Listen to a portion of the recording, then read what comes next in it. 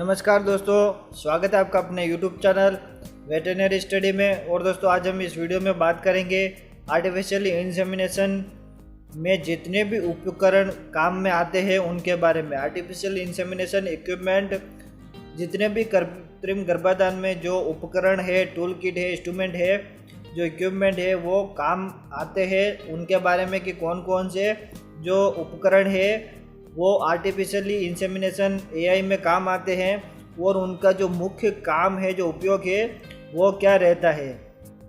तो दोस्तों वीडियो बहुत ही अच्छी बनने वाली है, इसको आप ज़्यादा से ज़्यादा शेयर करना और वीडियो को पूरा ज़रूर विजिट करना। मैं आपको इस वीडियो में जो एआई में जो इतने भी उपकरण काम आते हैं उनकी जो डिटेल्स है कि कौन कौन से उपकरण जो है काम में आते हैं और उनका जो काम क्या रहता है, उपयोग क्या रहता है, वो पूरी जानकारी मैं आपको इस वीडियो में बताऊंगा इनके फ़ोटो के साथ में। तो दोस्तों जो अपने मुख्य जितने भी उपकरण हैं वो मैं आपको पहले बता देता हूं कि उपकरण कौन कौन से हैं और उनके बारे में हम डिटेल्स से देखेंगे। तो अपना जो फर्स्ट उपकरण है वो है क्रायोकेन जार। जो जार जो होता है जिसमें सीमन भरी रहती है वो, फिर canister, goblets, semen straw, AI gun, रासायनिक स्टेरलाइजर, जीवाणुनाशक जिसको हम कहते हैं एआई गन केस। इसके बारे में मैं आपको पूरी डिटेल बताऊंगा। मैं आपको पहले इनके नाम बता रहा हूं। Throwing vessel, straw holding forcep, throwing thermometer, straw cutter या कैंची, एआई शीट,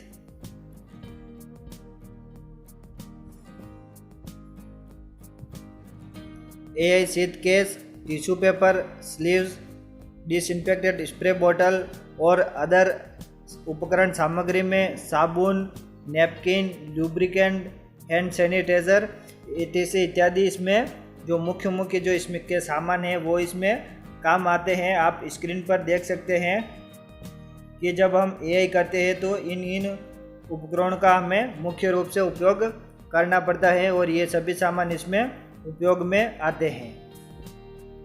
अब इनके बारे में देखते हैं डिटेल से कि कौन सा सामान किस तरह का होता है और वो किस काम में आता है। तो अपना फर्स्ट है क्रायोकेन जार। देखिए दोस्तों, आप स्क्रीन पर देख सकते हैं फ़ोटो में कि क्रायोकेन जार कुछ इस तरीके से होता है और जिसमें LN2 स्टोरेज रहती है। ठीक है दोस्तों, कौन सी? LN2 liquid nitrogen gas -196 degree जिसका टेम्परेचर होता है और इसमें LN2 रहती है जिसमें सीमन स्टोरेज रहता है।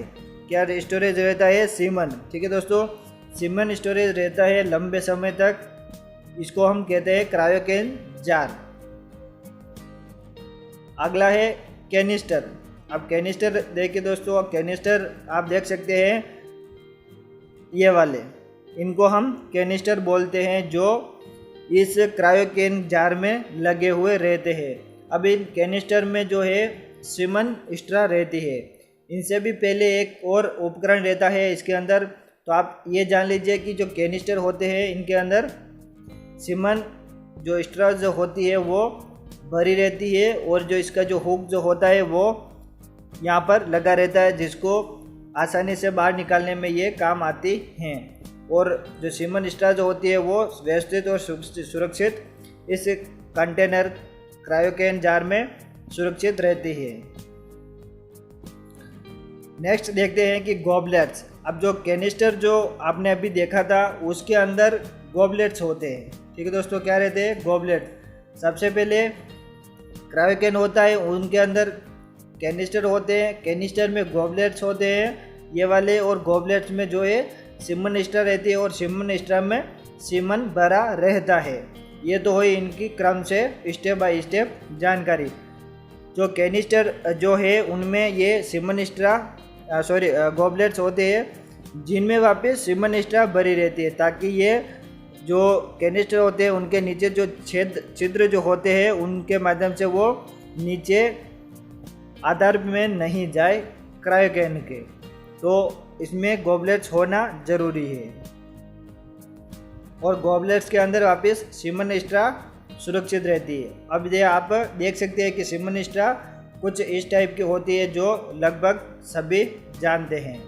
ये सिमन स्ट्रा हैं जो अलग अलग टाइप की होती है, गाय की, भैंस की, इस तरीके से अलग अलग, वापस ब्रीड की भी अलग होती है, गिर, एचएफ, उसके अलावा मुर्रा, सूरती, इस तरीके से अलग अलग कलर की और अलग अलग मार्क से ये सिमन स्ट्रा रहती है जिसके अंदर सिमन होता है।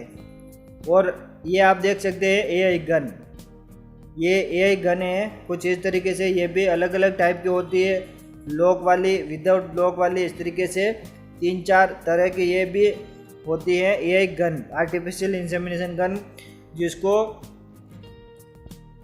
सिमन जो है पशुओं के जननांग में छोड़ने के लिए उपयोग में किया जाता है।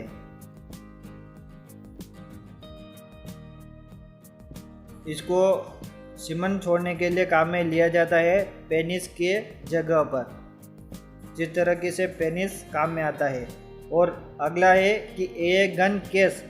एआई गन केस का मतलब कि जो एआई जो गन है उसको रखने, सुरक्षित रखने के लिए, जिसमें संक्रमण नहीं हो, किसी प्रकार का कीटाणु नहीं लगे, उसमें इसको रखा जाता है इसको। ठीक है दोस्तों, क्या है एआई गन केस, जिसमें गन को रखा जाता है ताकि वो ख़राब नहीं हो और उस पर किसी प्रकार का कोई संक्रमण नहीं लगे।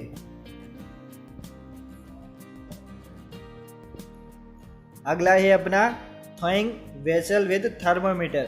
थ्रोइंग वेसल का मतलब कि जो सिमन जो स्ट्रा जो होती है उसको वापस उसके टेम्परेचर पर लाया जाता है। थ्रोइंग किसे कहते हैं कि जो शुक्राणु जो होते हैं वो लिक्विड नाइट्रोजन में सुस्त अवस्था में पड़े रहते हैं, उनको वापस एक्टिव करने के लिए जो 37 डिग्री जो गुनगुना पानी जो होता है उसमें डालकर उनको वापस एक्टिव किया जाता है, उसको हम थ्रोइंग कहते हैं। तो थ्रोइंग के लिए जो उपकरण काम में लेते हैं, ये थ्रोइंग वेसल जो रेडीमेड है, बना बनाया है, जिसमें टेम्परेचर भी लगा रहता है और इसी में पानी गर्म हो जाता है। लेकिन फील्ड में लोग वैसे कुछ इस तरीके से जो बोतल वगैरह कोई डिब्बा होता है उसको यूज़ में लेते हैं। एक चीज़ हमेशा ध्यान रखनी चाहिए कि हमेशा थ्रोइंग जो है वर्टिकल करनी चाहिए, कभी भी आड़ी थ्रोइंग नहीं करनी चाहिए, यानी कि जो सिमन है उसको आड़े नहीं रखनी चाहिए, उसको हमेशा खड़ी अवस्था में ही थ्रोइंग करनी चाहिए, सिमन को उसे में एक्टिव करना चाहिए। नेक्स्ट जो अपना उपकरण है वो है straw holding forceps. Semen straw holding forceps ये बहुत ही इम्पोर्टेंट उपकरण है जो आपकी सिमन स्ट्रा जो होती है गॉबलेट्स में, कैनिस्टर में, कैरावेकन जार में जो सिमन स्ट्रा जो होती है उसको पकड़कर बाहर निकालने के लिए जिसका उपयोग किया जाता है स्ट्रा होल्डिंग फोर्सेप्स, जिसको वो कुछ इस तरीके से होती है, इसका उपयोग किया जाता है। हमें कभी भी जो स्ट्रा जो होती है उसको हाथ से पकड़कर बाहर नहीं निकालना है, उसको हमेशा स्ट्रा होल्डिंग फोर्सेप्स उपयोग करके ही बाहर निकालना चाहिए। और जो इसका आगे का जो मुंह होता है उसको पहले लिक्विड नाइट्रोजन में डुबोकर इसको चार्ज कर लेना चाहिए। इसका जो टेम्परेचर होता है उसको मेंटेन करके फिर सिमन को पकड़कर बाहर निकालना चाहिए। फिर उसको थ्रोइंग के लिए पानी में डाल देते हैं, गुनगुने पानी में।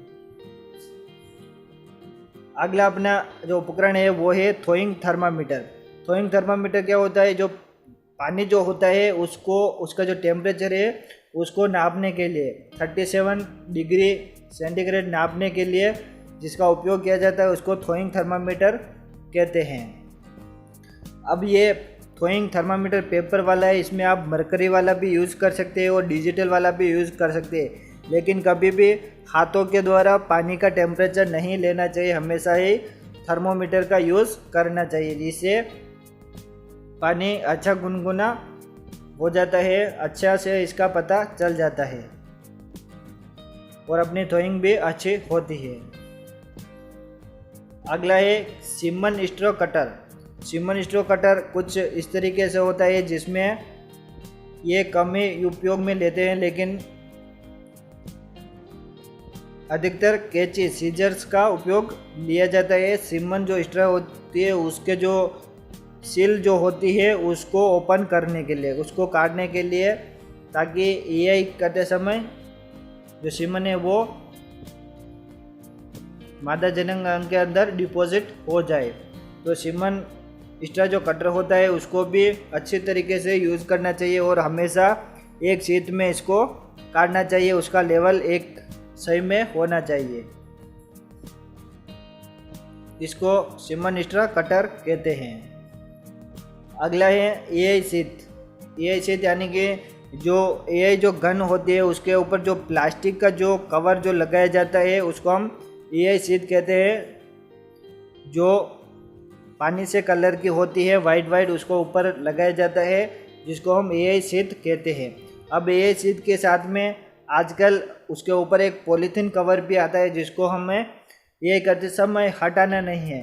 EI को जब EI गन को अंदर प्रवेश करवाते हैं वेजाइना के अंदर, तो वो वेजाइना के बाहर रहे, सर्विस के पास रहे, फिर उसको पीछे खींच लेते हैं पॉलीथीन को, फिर उसके बाद उसको अंदर एंटर करते हैं ताकि किसी प्रकार का कोई संक्रमण जो है जननांग में प्रवेश नहीं करे। फिर आता है अपना EI शीत केस, जिसमें जितनी भी शीत जो होती है उसको स्टोरेज किया जाता है ताकि वो भी किसी तरीके से खराब नहीं होवे। नेक्स्ट है टिश्यू पेपर। टिश्यू पेपर का भी बहुत ही उपयोग है। इसके अंदर जो वेजाइना जो होती है, बाहरी भाग जो होता है, उसको साफ करने के लिए इसका उपयोग किया जाता है। उपयोग करना चाहिए टिश्यू पेपर का।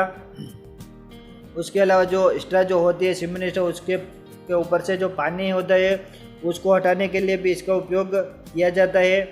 एक गन जो होती है उसको साफ करने के लिए इसका उपयोग किया जाता है। जो अपने हाथ जो होते हैं उसको साफ करने के लिए इसका उपयोग हमें करना चाहिए टिश्यू पेपर का क्लीनिंग करने के लिए।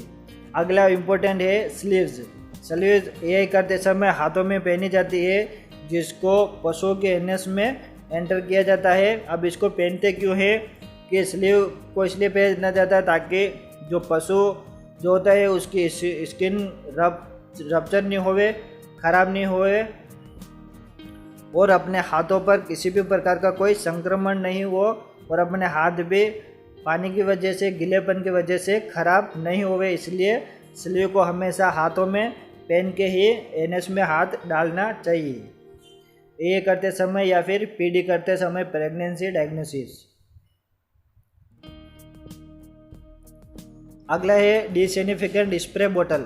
स्प्रे बोतल इसका इसलिए उपयोग किया जाता है कि कोई भी संक्रमण वाली जगह उसको संक्रमण रहित करने के लिए इसका उपयोग किया जाता है। जैसे कि EI गन है, स्ट्रा होल्डिंग फोर्सेप है, इन जगहों पर इसका उपयोग किया जाता है डिसइंफेक्ट स्प्रे बोतल का।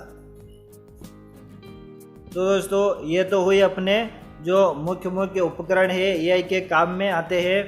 EI शीत है, EI शीत कवर केस है, सीमन स्ट्रा कटर है, थर्मोमीटर है, स्ट्रा होल्डिंग फोर्सेप है। मैंने आपको इनके बारे में जो इम्पोर्टेंट जानकारी है वो पूरी बताई है इंस्ट्रूमेंट का फ़ोटो के साथ में। तो दोस्तों आशा करूँगा कि आपको हमारी ये वीडियो अच्छी लगी हो, तो इसे लाइक कमेंट शेयर जरूर करना, और कमेंट करके हमें ज़रूर बताएं कि वीडियो कैसा लगा। अगर वीडियो अच्छा लगा हो तो इसे अपने सभी साथियों में ज़रूर शेयर करें। मैंने आपको इसके बारे में पूरी जानकारी बताई है, कृत्रिम गर्भाधान में काम आने वाले उपकरण एवं इनके उपयोग। तो दोस्तों मिलते हैं नेक्स्ट वीडियो में, तब तक के लिए धन्यवाद।